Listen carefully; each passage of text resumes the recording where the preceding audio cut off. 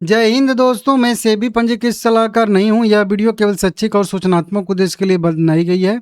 देखिए, केवल सब्सक्रिप्शन का अपडेट लेने से काम नहीं चलेगा, और भी बहुत सारे इंपॉर्टेंट अपडेट आए हैं। उनके बारे में हम लोग बात करेंगे। एंकर इन्वेस्टर की लिस्ट आ चुकी है। जीएमपी बहुत कम ट्रेड कर रहा है, तो देखिए कम जीएमपी ये नहीं कि बहुत बकवास शेयर हो गया। जीएमपी कम है तो इसका मतलब नहीं है कि नहीं अप्लाई नहीं करना है। पहले एनालिसिस करनी है, उसके बाद पता चलेगा कि अप्लाई करना है कि नहीं करना है। रिव्यू देखना है, सब कुछ देखना है, ठीक है ना।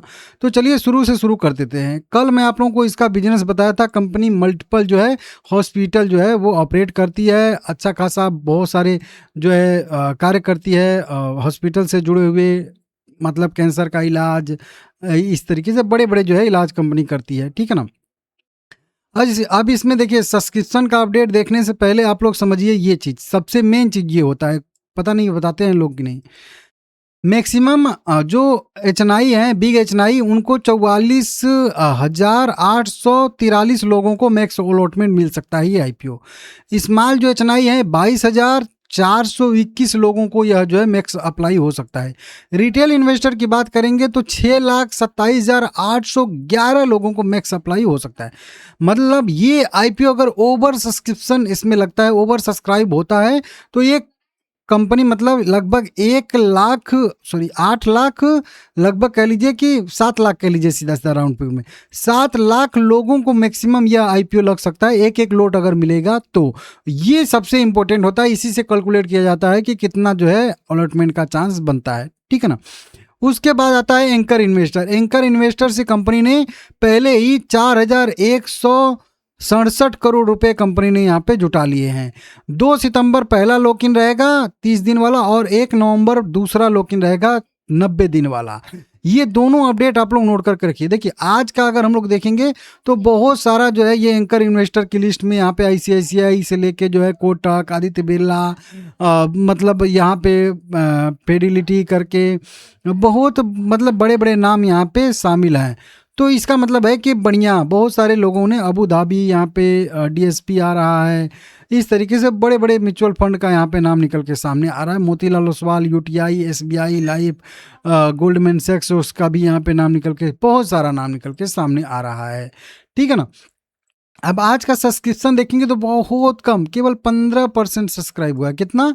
केवल 15%। रिटेल कैटेगरी में 27% सब्सक्राइब हुआ है। कितना? 27%, ठीक है ना। मतलब अभी क्यूआईबी कैटेगरी से भी बहुत कम, एचएनआई कैटेगरी से भी बहुत कम सब्सक्रिप्शन लगा है। तो ये यहाँ पे केवल देखा जा रहा है कि कौन लगा रहा है कौन नहीं लगा रहा है। पहले तू वाली सिस्टम है। 96,000 एप्लीकेशन यहाँ पे लगी हैं। मतलब अभी बहुत कम एप्लीकेशन लगी हैं। कहाँ पे 7 लाख और कहाँ पे 96,000 केवल, मतलब बहुत कम अभी सब्सक्रिप्शन लगा है। तो देखिए इस सब्सक्रिप्शन के पीछे अभी वही वजह, तो सबसे पहले मेन वही है कि जीएमपी इसका कुछ खास ट्रेड नहीं कर रहा है, तो इसके वजह से देखिए एमआईएम का जो अगर हम लोग बिजनेस देखेंगे तो बढ़िया है। लॉन्ग टर्म के लिए ये कंपनी बेस्ट रह सकती है, बेहतर रह सकती है, जो मैं अपनी पिछली वीडियो में भी आप लोगों को बताया था। रिव्यू में भी वही सिस्टम है।